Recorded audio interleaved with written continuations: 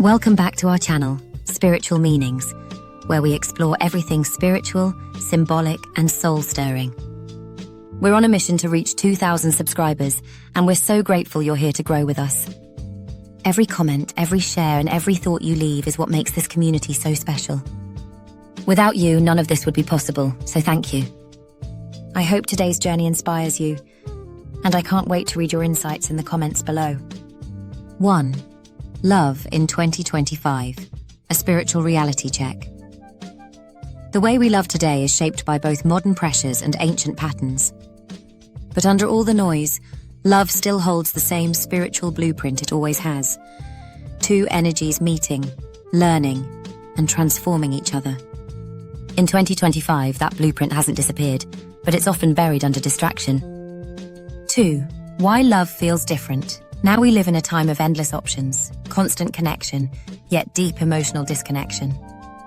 The ease of meeting someone has replaced the art of truly knowing them. But the spiritual journey of love has never been about ease. It's about growth. 3. The divine feminine beyond appearance. When we talk about femininity, we're not talking about fashion or trends. We're speaking about an energy, receptive, intuitive, life-giving. In its pure form, it's the same energy that turns a seed into a tree, or an idea into reality. 4. The sacred masculine, Asgardian masculine energy at its highest isn't about dominance, it's about direction.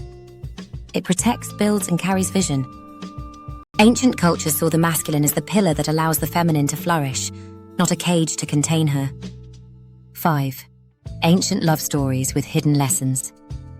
From the devotion of Isis, restoring Osiris in Egypt, to the eternal dance of Shiva and Shakti in India, love has been portrayed as a sacred union that reshapes worlds. These stories remind us that love is not passive, it's a creative force. 6. Why mystery matters in love. Mystery isn't about hiding, it's about allowing space for imagination and discovery. When everything is revealed too soon, the spiritual magnetism fades. Ancient courtships often stretched for years, with meaning layered into every gesture. 7. The energy exchange in relationships. Every interaction between two people is an exchange of energy. When it's healthy, it uplifts both. When it's imbalanced, it drains. That's why choosing a partner is a spiritual decision, not just an emotional or physical one. 8. Hookup culture's hidden cost. Casual intimacy may seem harmless, but every encounter leaves an energetic imprint. This isn't about judgment, it's about awareness. Your life force is sacred. How you share it determines the strength of your spiritual core. 9. Feminine and masculine. Within ourselves, before we can unite with someone else in harmony, we must unite our own inner energies. That means balancing action with intuition, logic with feeling, stability with flow. When we do this, our relationships reflect that balance. 10. Folklore that shapes our love beliefs. Celtic myths, African proverbs, Taoist parables, they all carry coded messages about how love should be approached. Some teach patience, some warn about imbalance, others celebrate partnership as a path to enlightenment. 11. Why obedience is a misunderstood word. In spiritual terms, obedience is about trust, not control. It's the willingness to follow guidance because you believe in the integrity of the one leading. True obedience is mutual. Both partners honor each other's wisdom. 12. The power of emotional safety. Love cannot grow where fear lives. Creating emotional safety isn't about being perfect. It's about showing up honestly, listening deeply, and protecting each other's vulnerabilities as if they were treasures. 13. The Eden Blueprint.